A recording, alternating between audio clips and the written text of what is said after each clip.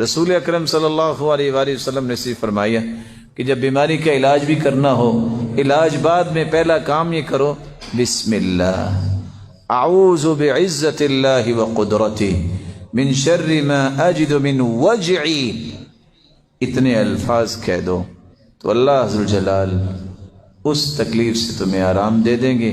صحیح الجامع کی روایت 346۔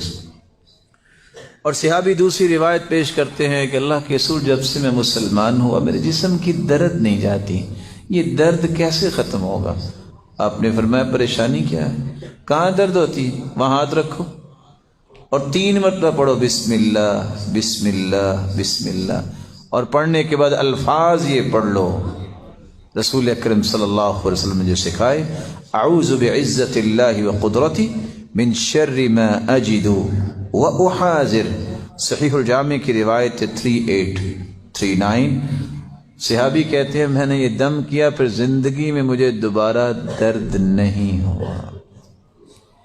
جب تک یقین نہیں اس وقت تک ان الفاظ سے فائدہ نہیں ہوگا۔ اس لیے یقین کیجئے یہ محمد مصطفیٰ نے کہا ہے تو محمد مصطفیٰ کی زبان سے حق کے علاوہ کچھ نہیں نکلتا۔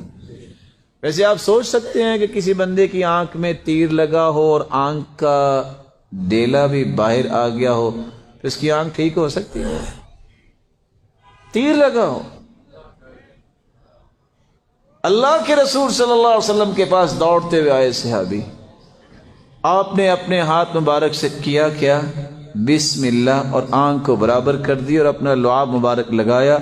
صحابی کہتے ہیں مجھے آج تک یہی نہیں پتا چلا کہ اس آنکھ میں تیر لگا تھا کہ اس آنکھ میں لگا تھا۔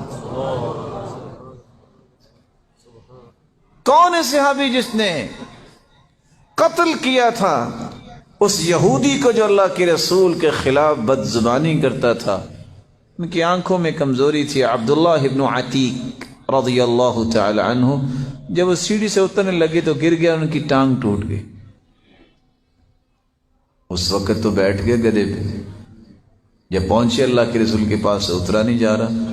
صحابہ کو کہا کہ ذرا اتارو، کہ اللہ کے رسول حرکت نہیں کر رہے، کہ پریشان نہیں ہونا، اوپ سوت رجلا، ٹانگ سیدھی کرو۔ کہا اتنی ہمت بھی نہیں ہے۔